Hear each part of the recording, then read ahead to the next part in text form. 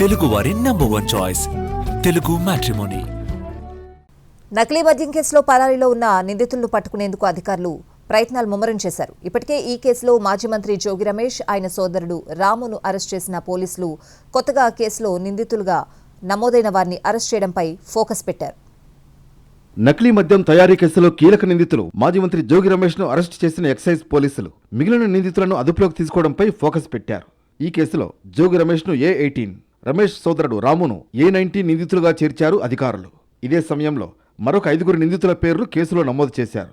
A20 Manoj, A21 Sudarshan, A22 Senthil, A23 ప్రసాదులుగా అధికారులు కేసులో నిందితుల పేర్లను జోగి రమేష్ రిమాండ్ రిపోర్టులో ప్రస్తావించారు.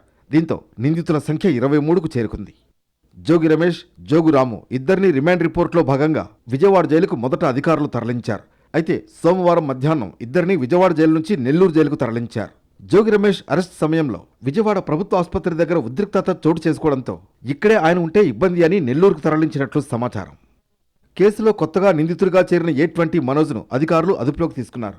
అతన్ని విచారిస్తున్న సమయంలో మనోజ్ తీవ్ర అస్వస్థతకు గురి కావడంతో వెంటనే స్థానిక ప్రైవేట్ ఆసుపత్రికి తరలించారు. పరిస్థితి కొంత మెరుగుపడడంతో అతనికి 41A నోటీస్ ఇచ్చి పంపారు. నకిలీ మద్యం తయారీకి సంబంధించి ప్లాస్టిక్ బాటిల్స్, లేబుల్స్, క్యాప్స్ అందించినట్లు పోలీసులు గుర్తించారు. వీరితో పాటు సెంథిల్, ప్రసాదులను కూడా అరెస్టు చేయడానికి ప్రత్యేక బృందాలు పనిచేస్తున్నాయి.